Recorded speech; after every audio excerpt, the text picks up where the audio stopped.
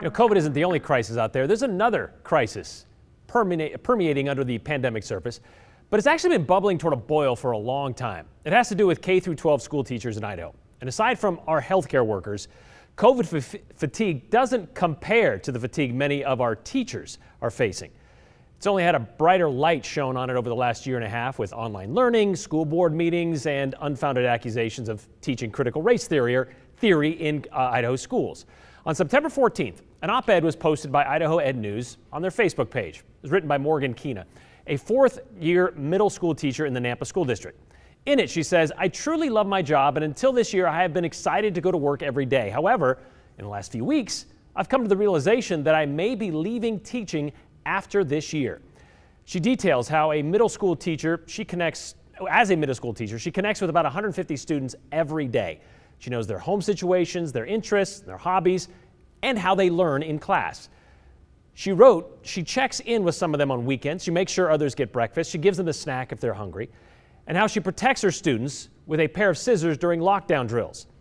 After describing all of this, Morgan says she foresees our state's teacher shortage continuing because of low pay, college tuition costs, and treatment teachers get from the community and school boards. She went on, given the low pay, the rising costs of college tuition, unpaid internships, and treatment that the teachers are getting, we are only a few short weeks into the school year, and I can tell you the start to this school year is unlike any other.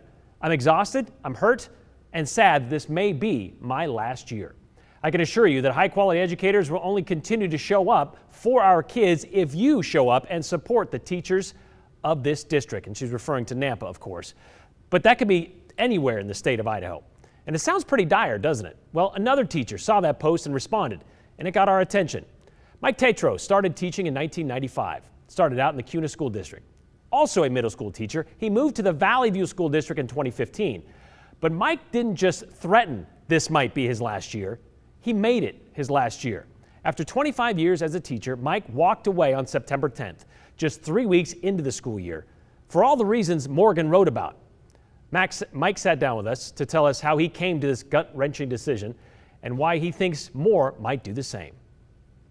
Hey, Mr. Tatro, thank you for being a teacher I'll always remember. It's the letters. You are an inspirational teacher, and I wish you the best. Letters he received from students. Thank you for being patient with me when no other teacher would. Some he only taught for a few weeks. Thank you for making me feel like I belong. That stand out the most to Mike Tatro. You are absolutely an amazing teacher.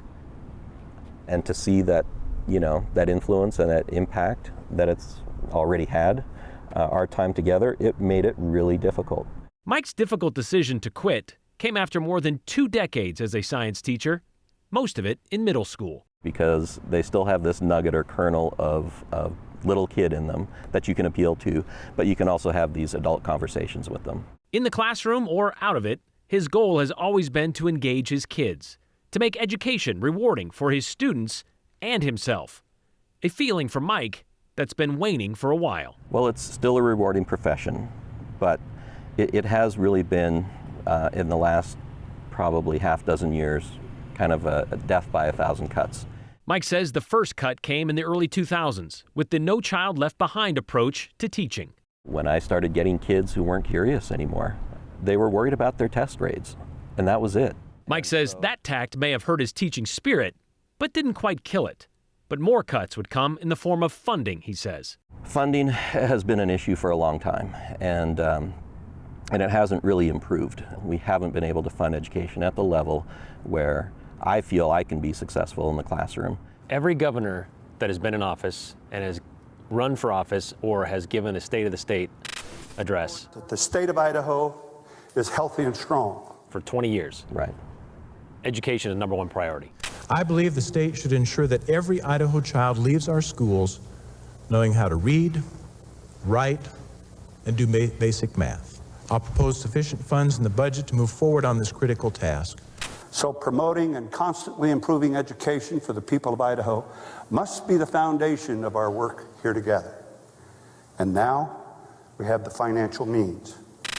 We must close the achievement gap. To help, my Building Idaho's Future plan recommends investments in literacy, my highest priority in education. It gets great lip service, I agree, because they all talk the talk. But of course, you know, walking the walk is another thing. Plus, the governor is not JFAC. They do not control the purses. And so you have a group of legislators that really see education kind of as the enemy right now. Evidenced by what was heard this past legislative session. Saying the reason children are suffering in schools is because they're in the classroom with teachers who don't want to be there teaching, and so why would we be giving money to classrooms that may contain teachers that don't want to be there? Which is a gut punch to me, who my entire career I've been there for kids and to improve the lives of kids. And so to hear somebody say that, who is leading education in the state of Idaho, is a slap in the face. For Mike, who has spent more than 20 years developing his lesson plans, there still doesn't seem to be enough time. For me, I've been putting 12, 13-hour days in. I was in 7 hours on Monday of Labor Day weekend, and I'm still not doing enough. I'm still falling behind. The level of work that is expected for us to provide the education that our kids need is overwhelming, and it's unsustainable. Especially given what they're given to do it. Starting salary in Idaho is just over $40,000 a year. Mike made more as a master teacher, but he says it's still lacking. To give you an example, my children's babysitter, who's 22, turning 23, just graduated 4-year degree, nursing. She was hired at St. Luke's for $70,000 a year. I will still not make that 8 years from now when I'm eligible to retire from the profession. So that tells you how much we value educators in the state. He questioned his value again when at the end of the last school year, Mike was told he would be transferring to a new school this fall. When I left that meeting at the end of the school day, went to the parking lot, got in my car to drive home, ended up making it to the other end of the parking lot and didn't get farther than that. I was in tears. I was, had a knot in my stomach. I was just devastated by that decision. Students required to do implicit and biased. Throw accusations of indoctrination on top of a school system. Masks are disgusting. Fighting its way through a pandemic, and Mike saw a profession he no longer recognized. From that point, and 3 weeks into the school year, what made you say I can't do this anymore? If I continued to forge these relationships with kids in the classroom, and I left at, say, semester break, it would be devastating. It would be really hard. He then felt the need to offer support online to the rest of his colleagues. What made you want to respond?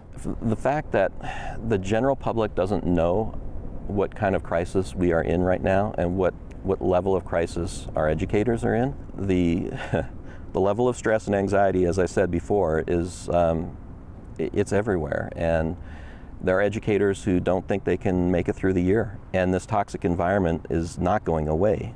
It seems to be getting worse. And I know others think the same. And so I really do fear for the state of education here in Idaho. The teaching profession is not one that people want to get into. It's not as rewarding as it once was. Except, thank you for being one of the few classes I walked into and smiled in. For those letters. I hope to have a teacher like you again. I asked Mike, given his experience and passion, why not stay in the profession and fight? He told me he has done that for years, he said. He's spoken to legislators, he's asked for raises and was denied. And while some of the things he has advocated for have been successful, Mike says those wins have been few and far between lately. According to the State Board of Education, 208 teachers left the education profession during the 2020-21 school year. They didn't say why. They weren't clear as to why they did that. But that is 208 out of nearly 20,000 teachers statewide. It's a small number. But maybe there are many more out there, like Morgan Keena, who are this close to doing so, but without the means or opportunity to actually do so, like Mike Tatro did.